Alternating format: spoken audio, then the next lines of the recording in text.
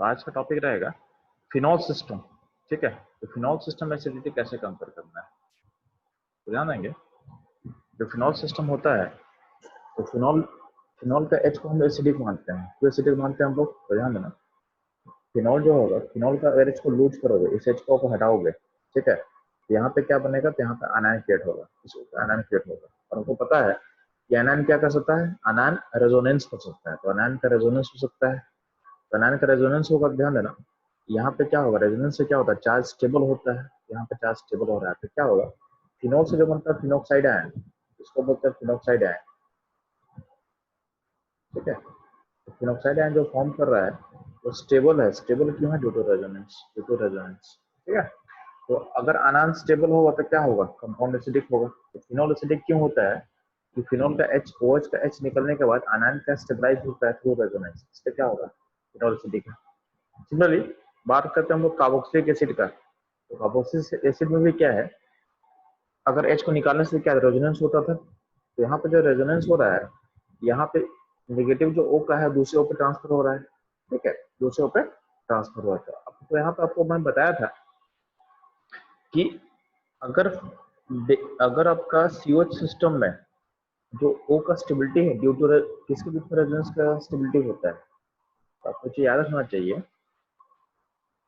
कि जब भी COH सिस्टम का बात करते हैं, जब हम COH सिस्टम का बात करते हैं तो COH सिस्टम का जो अनायन है, यानी जो अनायन यहाँ पर क्रिएट किए हो, स्टेबल क्यों हो रहा है, due to this resonance, due to this resonance, यानी O के बीच में रेजोनेंस जो हो रहा है। अगर आपका रिंग का रेजोनेंस होगा, अगर रिंग पार्टिसिपेट करेगा तो रिंग का रेजोनेंस अनस्टेबल करता है। रिंग का रेजोनेंस अनस्टेबल करता है क्योंकि जब रिंग पार्टिसिपेट करेगा तो जो अनायन है वहीं का वही रहेगा, उस अनायन का डिलोकलाइजेशन पॉसिबल नहीं है। हमको इस अनायन को स्टेबल करना था, लेकिन जब रिंग रेजोनेंस करेगा तो वो अनायन वहीं का वहीं बना हुआ है। ठीक है, प्लस रिंग जब पार्टिसिपेट करेगा तो सिस्टम पे और ज्यादा चार्ज क्रिएट कर देगा। आपको इस अनायन को रेजोनेंस करना था, ठीक है, बट ये तो हो नहीं रहा है। रिंग जब रेजोनेंस करेगा तो वो अनायन वहीं का वहीं रुका रहेगा और रिंग पे पॉजिटिव बन जाएगा और एक्स्ट्रा नेगेटिव बन जाएगा, तो सिस्टम को और अनस्टेबल करेगा। तो कहीं ना कहीं रिंग का रेजोनेंस आपके कार्बोक्सिलिक एसिड के अनायन को अनस्टेबल करता है। ये हम लोग पहले पढ़ चुके थे जस्ट। ठीक है, तो क्यों करता है, क्योंकि रिंग इसमें डेंसिटी देता है और एक नया आयन क्रिएट करता है, और जिस अनायन को हम स्टेबल करना चाहते थे वो वहीं का वहीं स्टैटिक है, वहीं का वहीं स्टैटिक है, तो उसमें स्टेबिलिटी नहीं मिलेगा। ठीक है, तो आपका जो CO सिस्टम होता है, CO सिस्टम होता है वो स्टेबल ड्यू टू रेजोनेंस होता है O के बीच में। यहाँ से इस O को हम मार्क कर दे रहा है, अगर तो एक O पे नेगेटिव बना हुआ है अभी और AO यहाँ पे जाएगा, यहाँ यहाँ के बीच में रेजोनेंस होने का स्टेबल है। तो आपको दिख रहा होगा कि जो कार्बोक्सिलिक एसिड सिस्टम है उसमें रेजोनेंस यानी कितना पोजीशन है मूवमेंट का, तो दो पोजीशन है, एक पहला वो यहाँ पे है और एक सेकंड वो यहाँ पे है, इसमें रेजोनेंस हो सकता है बस। ठीक है, तो दो ही पोजीशन है। अगर बात करते हैं फिनॉल सिस्टम का, तो फिनॉल सिस्टम में अगर तुम्हारा रिंग का रेजोनेंस पार्टिसिपेट करता है ना, तो वो कहीं ना कहीं अनायन को मूव करने में हेल्प कर रहा है, जबकि कार्बोक्सिलिक एसिड सिस्टम में रिंग अनायन के मूवमेंट में हेल्प नहीं कर रहा था। ठीक है, तो इसलिए कार्बोक्सिलिक एसिड सिस्टम में रिंग का रेजोनेंस उसको अनस्टेबल करता है, रिंग का रेजोनेंस उसको अनस्टेबल करता है। बट अगर बात करते हैं फिनॉल सिस्टम का, तो फिनॉल सिस्टम में रिंग का रेजोनेंस में कहीं ना कहीं अनायन का मूवमेंट हो रहा है। अनायन का मूवमेंट होगा तो क्या होगा, चार्ज का डेंसिटी क्या होगा, डिस्पर्स होगा। चार्ज का डेंसिटी डिस्पर्स होगा तो चार्ज का जो प्रेशर है, चार्ज का जो प्रेशर है मॉलिक्यूल पर क्या होगा, डिक्रीज करेगा। तो अल्टीमेटली फिनॉल सिस्टम में रिंग का रेजोनेंस क्या कर रहा है, अनायन को स्टेबल कर रहा है। तो एक कॉन्ट्रास्ट आपको समझना है कि एसिड और फिनॉल सिस्टम में क्या कॉन्ट्रास्ट आपको क्लियर होना चाहिए। ठीक है, कि एसिड में रिंग का रेजोनेंस उसको अनस्टेबल करता है अनायन को, बट फिनॉल में उसको स्टेबल करेगा। ठीक है, क्यों, क्योंकि फिनॉल सिस्टम में रिंग का रेजोनेंस डायरेक्टली क्या करता है, आपके अनायन को डीलोकलाइज करता है, आपके अनायन को डीलोकलाइज करेगा। ठीक है, ध्यान देंगे। अब पॉइंट है कि कौन ज्यादा पावरफुल है, कौन ज्यादा स्टेबल करेगा, तो इसी को ध्यान देना है।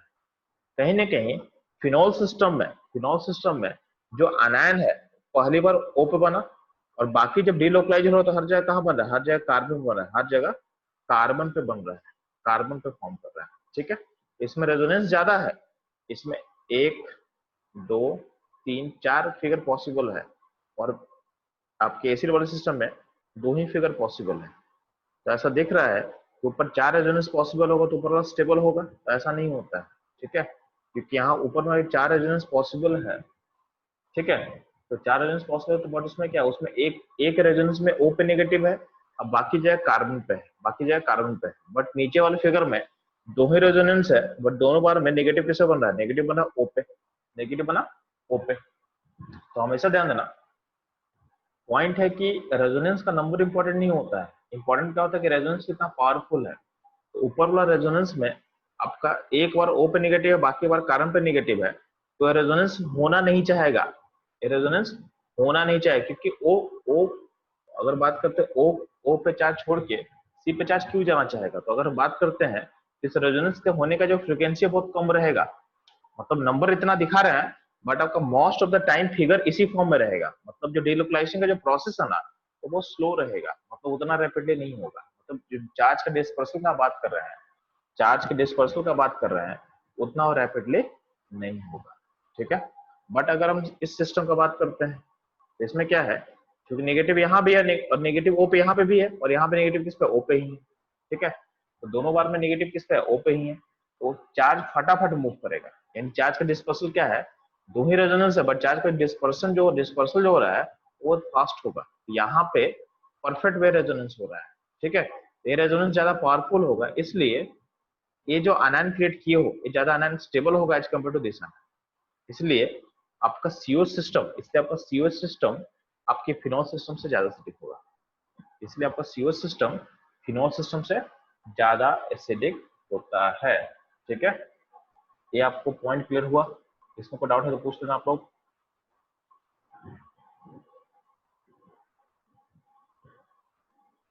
ठीक है। ठीक है, तो हम लोग आगे मूव करते हैं, यहाँ तक आपको कोई प्रॉब्लम नहीं है तो।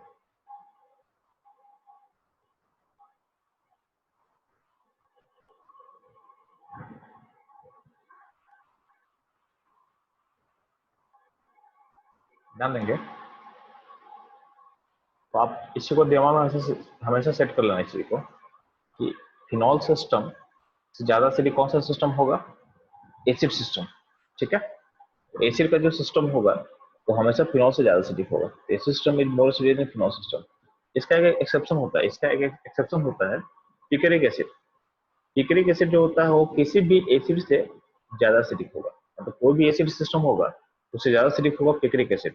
ठीक है। क्योंकि पिकरिक एसिड पे क्या होता है, पिकरिक एसिड का मतलब होता है आपके फिनॉल के ऑर्थो, पारा ऑर्थो हर पोजीशन में क्या ग्रुप जुड़ा होगा, आपका जुड़ा होगा नाइट्रो ग्रुप। ये सिस्टम जो है, इस सिस्टम का एसिडिटी कहीं ना कहीं एसिडिक सिस्टम से आगे होता है। एसिड का कोई भी सिस्टम हो ना, कितना भी ज्यादा एसिडिक एसिड हो, उससे ज्यादा एसिडिक सिस्टम होगा पिकरिक एसिड। इसको आपको याद रखना है। ठीक है। क्योंकि यहाँ पे अगर नेगेटिव बनेगा ना, यहाँ पे अगर OH का H हटा के अगर नेगेटिव आप बनाते हो ना, इसमें एडवांटेज क्या हो, ध्यान देना।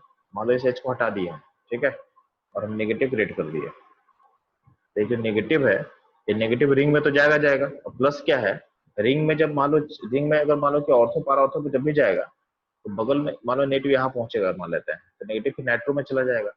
नाइट्रो का कहा, नाइट्रो नाइट्रो का O पे नेगेटिव चला जाएगा।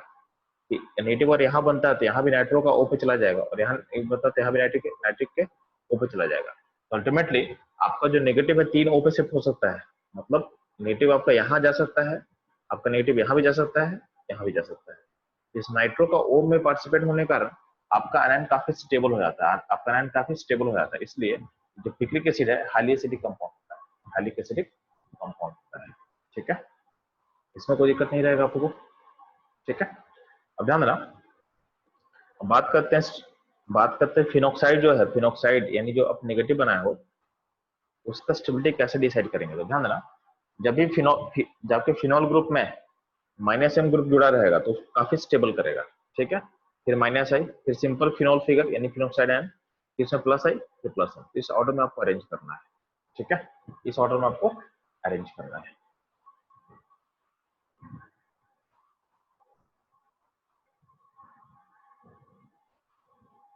ठीक है। और प्लस एम का ऑर्डर क्या होता है तो आप लोग को मैं क्लास में पढ़ा भी चुका हूँ, तो प्लस एम का ऑर्डर फिर से बताया गया है कि जो ग्रुप जुड़ा रहेगा उसका प्लस एम का पावर का ऑर्डर आपको दिया हुआ है। ठीक है। तो ये आपको दिया हुआ है। बात करते हैं हेलोजन में, तो हेलोजन में प्लस एम का पावर बोलेंगे तो जितना छोटा हेलोजन होगा ना उतना ही उसका रेजोनेंस बेटर होगा। पहले फ्लोरीन होगा, फिर फ्लोरीन होगा, फिर ब्रोमीन, फिर आयोडीन होगा। ठीक है, माइनस एम का ऑर्डर क्या होगा, तो माइनस एम का ऑर्डर यहाँ फिर से लिखा हुआ है, ऑर्डर ऑफ माइनस एम। इस तरह से माइनस एम जो हेलोजन्स होता है, हेलोजन्स का नेचर प्लस एम होता है बट उसके पास एक माइनस आई भी होता है। तो हेलोजन प्लस एम होता है बट उसका एक माइनस माइनस आई भी होता है। ठीक है, तो माइनस आई होगा फिर ध्यान देना। तो हेलोजन का प्लस एम का ऑर्डर बता चुके हैं आपको। ठीक है, बट अगर उसका माइनस ए को कंबाइन कर दे तो हेलोजन में क्या होता है कि जो उसका आई इफेक्ट होता है ना वो ज्यादा डोमिनेटिंग होता है। बाकी जगह हमेशा क्या बोलते थे हम कि उसका एम इफेक्ट बहुत बहुत पावरफुल होता है, बट एमोंग हेलोजन क्या होगा, उसका आई इफेक्ट काफी ज्यादा पावरफुल होता है, उसके एम से आगे निकल जाता है, प्लस एम पावर से आगे निकल जाता है। तो क्या होगा, आई का नेचर माइनस आई है और प्लस एम से आगे निकलेगा तो क्या होगा, नेट क्या होगा, नेट इलेक्ट्रॉन विड्रॉइंग होगा। जो हेलोजेंस होगा तो हेलोजेंस का नेट नेचर क्या होता है, halogens are net electron net deactivating nature का होता है, नेट डीएक्टिवेटिंग नेचर का होता है। उसका डीएक्टिवेटिंग पावर जो होता है उस तरह चलता है, पहले क्लोरीन का हाईएस्ट हाईएस्ट और डीएक्टिवेटिंग ऑर्डर, यानी सबसे ज्यादा इलेक्ट्रॉन कौन खींचेगा, क्लोरीन, फिर होगा फ्लोरीन, और फिर होगा ब्रोमीन, फिर होगा आयोडीन। ठीक है, तो जो कंबाइंड ऑर्डर है ना, प्लस एम में आगे निकलता है fluorine, chlorine, bromine, iodine. Minus I का पावर को जब कंबाइन कर देंगे तो ये आपका ऑर्डर ऐसा चलेगा कि नेट जो डीएक्टिवेटिंग ऑर्डर है वो क्लोरीन, फ्लोरीन, ब्रोमीन, आयोडीन के फॉर्म में चलने वाला है। ठीक है, तो अगर हैलोजन जुड़ा रहेगा तो फिनोक्साइड आयन से ज्यादा स्टेबल होगा हैलोजन, क्योंकि हैलोजन जुड़ा रहेगा तो नेट नेट क्या होता है, नेट इलेक्ट्रॉन विड्रॉइंग होता है, तो अनायन को क्या करेगा, स्टेबल करेगा, अनायन को क्या करेगा, स्टेबल करेगा। ठीक है, तो वही यहाँ समझाया हुआ है कि प्लस एम पावर में फ्लोरीन, क्लोरीन, ब्रोमीन, आयोडीन होता है, माइनस आई में क्या होता है, भी फ्लोरीन, क्लोरीन, ब्रोमीन, आयोडीन होगा, लेकिन दोनों का जब कंबाइन ऑर्डर निकालते हैं तो क्लोरीन, फ्लोरीन, ब्रोमीन, आयोडीन निकल के आता है। ठीक है, ये रहेगा, यहाँ समझाने की कोशिश किया गया है कि इस पॉइंट पे अगर अगर मान लो कि पारा पोजीशन पे फ्लोरीन है और पारा पे क्लोरीन है आपका।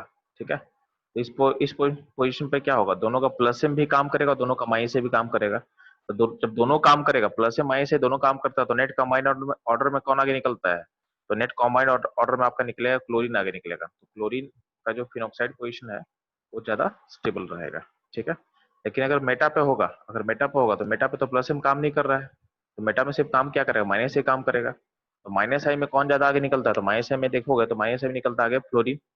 तो फ्लोरीन ज्यादा स्टेबल होगा एज कम्पेयर टू क्लोरीन, क्योंकि यहाँ पे तो प्लस में काम नहीं कर रहा है ना। तो बस आई के बेसिस पे सोचना है, तो आपका आई इफेक्ट ज्यादा किसका होता है, फ्लोरीन का, और फिर क्लोरीन का होता है, तो उसके अकॉर्डिंग क्या होगा, मेटा वाले में फ्लोरीन आगे निकलेगा, देन क्लोरीन आगे निकलेगा।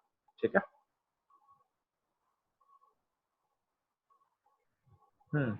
सिमिलरली अगर बात करें हम लोग, यहाँ पे छोटा सा कॉन्सेप्ट है, छोटा सा कॉन्सेप्ट क्या है, whenever whenever more than one acid or base group is present, मान लो कि आपके सिस्टम में एसिड या एसिड ग्रुप, एसिड अगर आप बात करते हैं एसिड का, तो more than one acid group अगर प्रेजेंट होगा, more than one acid group present होगा, तो उसमें से जो मॉस एसिडिक ग्रुप होगा उसको अपना एसिड मानना है।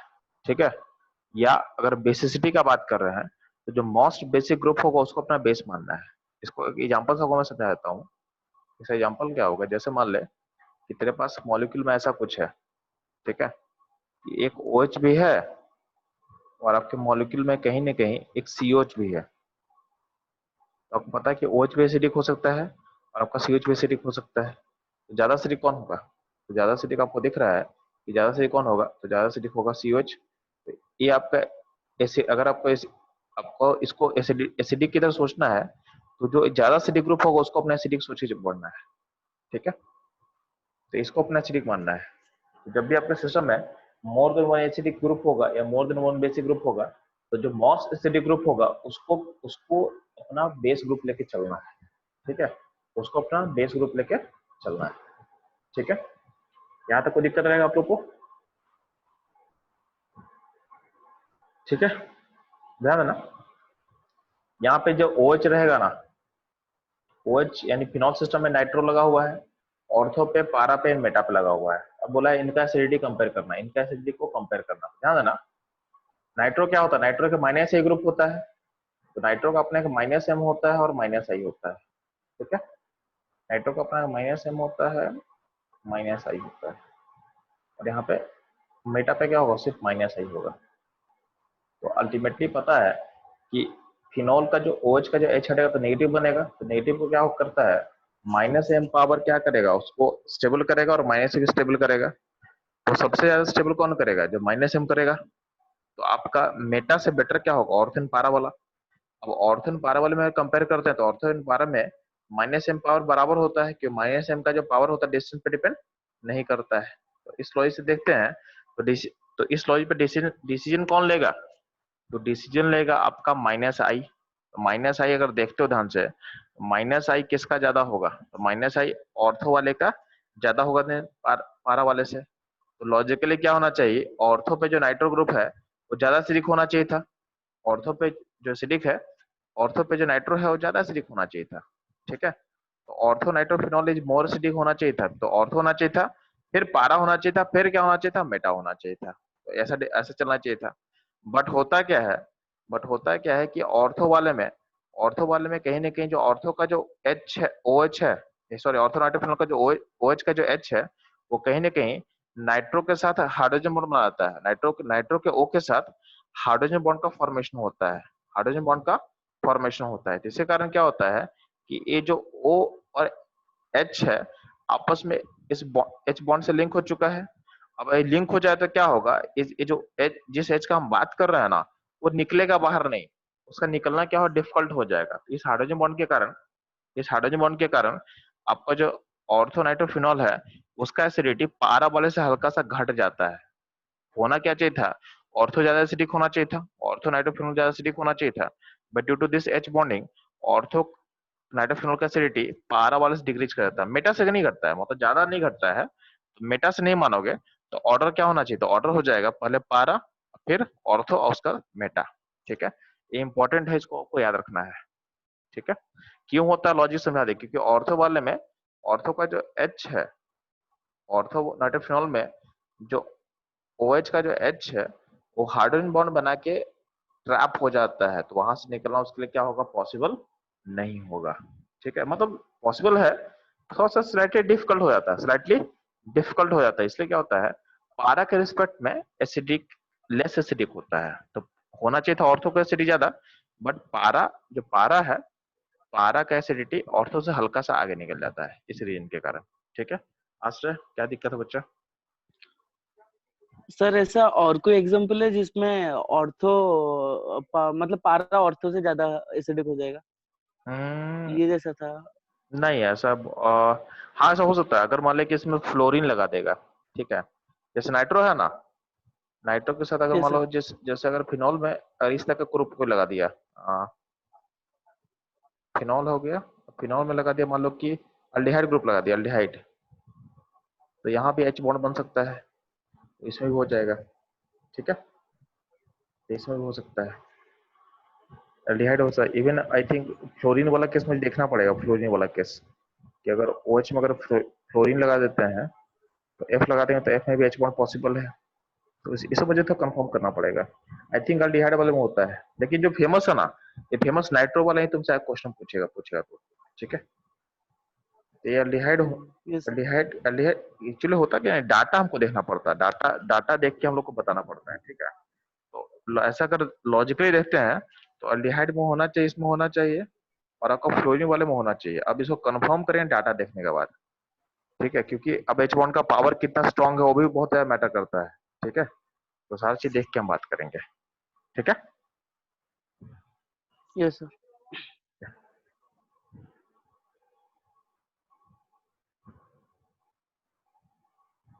तो ये रहेगा फिनॉल, फिनॉल के बारे में सिस्टम सारा चीज आपको, ठीक है। अब इस पे बेस्ट कुछ क्वेश्चन कर लेते हैं हम लोग। तो आप लोग को एक ही क्वेश्चन दिया हुआ था ना, काफी बड़ा क्वेश्चन है, एक बार देखो तो उसको बना पा रहे हो कि नहीं बना पा रहे हो, ठीक है। इस क्वेश्चन में देखो फिनॉल सिस्टम है, फिनॉल सिस्टम में ऑर्थो इफेक्ट नहीं होता है, पहले बता दे रहे हैं।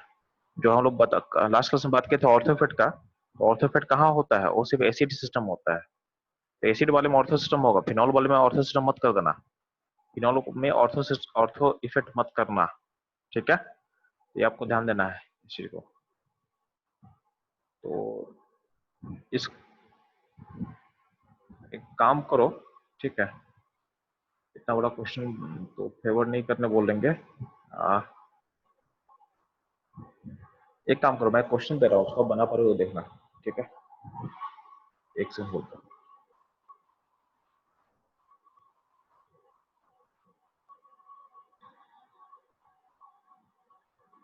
बाकी जो बड़ा क्वेश्चन अभी है वो आप लोग घर पे ट्राई कर लेना, ठीक है, मैं क्वेश्चन दे रहा हूँ, उसको देखो बना पाएगा नहीं बना पा रहे हो।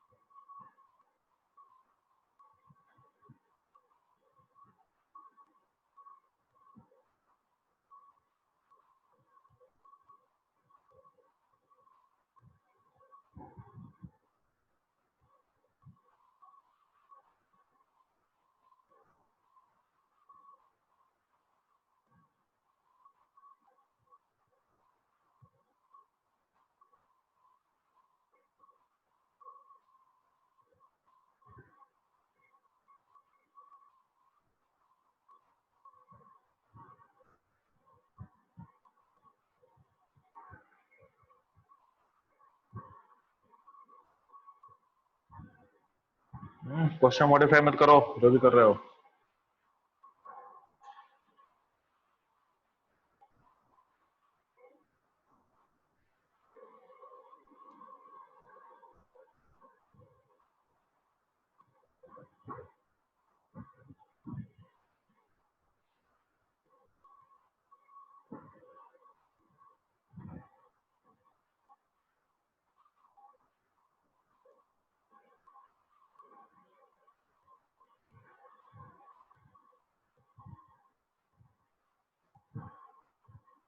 ठीक है, तेरा क्वेश्चन है सो आप लोग अरेंज करो फटाफट।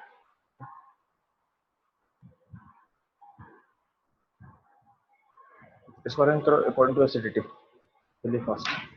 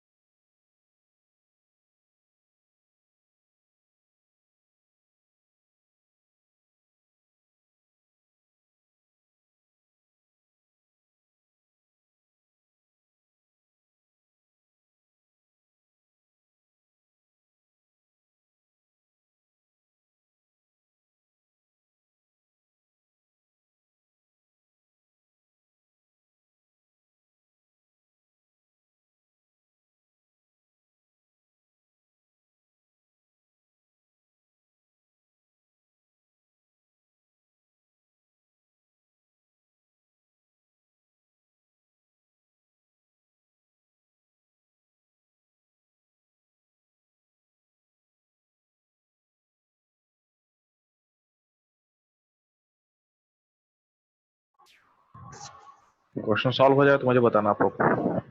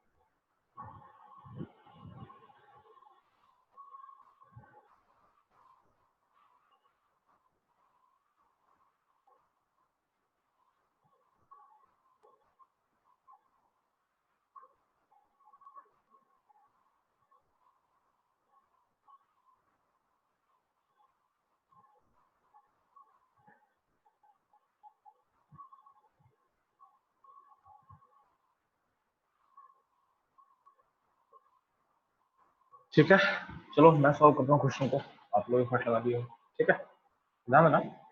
सबसे ज्यादा सिली कौन होगा, तो देखते हैं कि माइनस एम ग्रुप कहाँ कहाँ है। तो माइनस एम ग्रुप आपको दिख रहा होगा, माइनस एम ग्रुप आपको दिख रहा होगा कहाँ कहाँ होगा। तो 2 में माइनस एम है, ठीक है। और माइनस एम कहाँ कहाँ है, माइनस में एक आपका कहाँ पे है, 10 में है, और एक आप बस 2 ही में है। ठीक है, तो सबसे पहले माइनस एम करेंगे। 2 10 में सबसे पीछे सबसे आगे सिली कौन होगा। तो आपको पता है कि ऑर्थो नाइट्रोफिनॉल को ज्यादा होना चाहिए था, बट उसमें हाइड्रोजन बॉन्ड होता है। तो हाइड्रोजन बॉन्ड होने के कारण 2 से आगे क्या निकल जाएगा, 10 आगे निकल जाएगा। तो पहले लिखे को 10 को, तो सबसे आगे पहले क्या होगा 10। तो 10 is more acidic, 10 is more acidic, 10 2 से आगे निकल गया। ठीक है, तो माइनस में खत्म हो चुका है। माइनस के बाद देखते हैं माइनस है कहाँ पे है, तो माइनस है एक ही पे 9 पे। तो 9 में माइनस है आपको दिख रहा है, 9 सिस्टम में माइनस है, सिस्टम बेटा पे है नाइट्रो। तो कहीं ना कहीं फिर 9 हो जाएगा, तो 10 to 9 हो जाएगा। ठीक है, उसके बाद देखो कहीं ना कहीं सारा प्लस एम प्लस आई है, तो उससे बेटर क्या होगा, 1 होगा। 1 मतलब न्यूट्रल फिगर, इसमें कोई और इफेक्ट नहीं है, तो बेटर होगा। 10 to 9 के बाद 1 हो जाएगा। ठीक है, उसका कहते हैं कि प्लस आई शिफ्ट कहाँ कहाँ है, तो प्लस आई शिफ्ट देखोगे प्लस आई 3 में है, ओनली प्लस आई 3 में प्लस आई दिख रहा है हमको। मेटा पोजिशन पे से प्लस आई काम करता है। आपका 7 में प्लस आई है,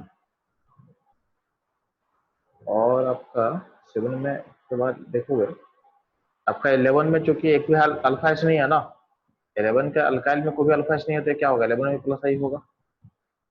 ठीक है, और आपका 12 में भी प्लस आई होगा, और आपका 13 में प्लस आई होगा। तो प्लस आई कहाँ कहाँ है, 3 11 12 13।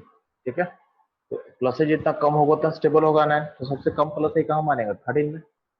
13 का प्लस आई कम क्यों होगा, क्योंकि डिस्टेंस ज्यादा है, डिस्टेंस ज्यादा है। तो सबसे लोएस्ट प्लस आई कहाँ होगा, 13 का होगा। तो सबसे लोएस्ट प्लस आई 13 का होगा, तो 13 को रखेंगे।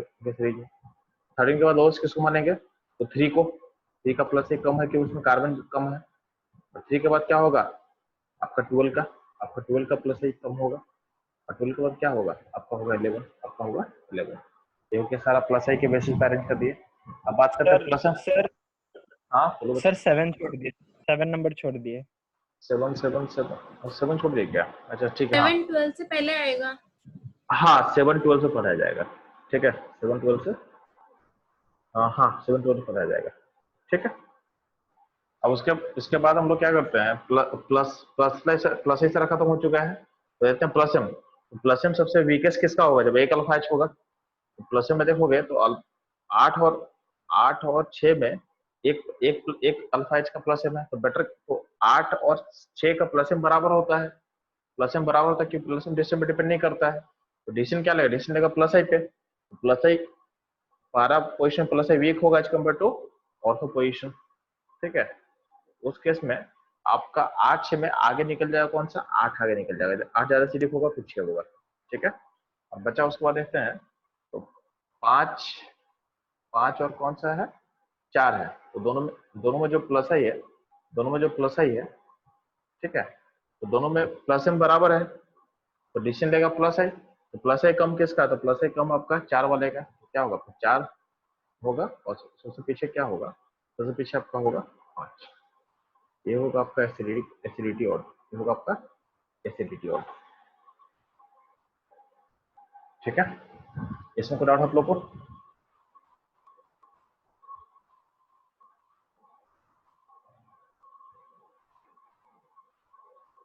ठीक है, तो होपफुली आप लोग को इसमें कोई डाउट नहीं है, ठीक है। तो आज का क्लास कितना ही रहेगा, नेक्स्ट क्लास में हम लोग एसिडिटी खत्म हो जाएगा, उसके बाद हम लोग करेंगे बेसिसिटी पे। और आप लोग अच्छे से रिवाइज करते रहो, अपने पढ़ाई को कंटिन्यू करते रहो, मोटिवेटेड रहो, ठीक है। एग्जाम होगा नहीं होगा मतलब नहीं सोचना है, आपके हाथ में जो है उसको करना है, पढ़ाई करना है, ठीक है। हाँ सर, क्या बच्चा क्या हुआ? सर सर 13 का 12 से ज्यादा कैसे होगा, थोड़ा समझा देंगे। नेक्स्ट क्लास में टाइम नहीं, नेक्स्ट क्लास में समझा देंगे, ठीक है। नेक्स्ट क्लास में समझा देंगे आपको। 13 में प्लस एम नहीं है ना, सिर्फ प्लस ही है ना, 13 में अल्फा नहीं है, सिर्फ प्लस, इसमें प्लस एम नहीं होगा, प्लस एम नहीं होगा तो आई इफेक्ट क्या होगा, आई इफेक्ट पारा पे कम होगा ना दिन बेटा। होपफुली आपको क्लियर होना चाहिए, ठीक है। अल्फा नहीं है तो प्लस एम पावर तो नहीं होता है, ठीक है, उसके बेसिस पे, ठीक है। ठीक है बच्चों। Yes sir.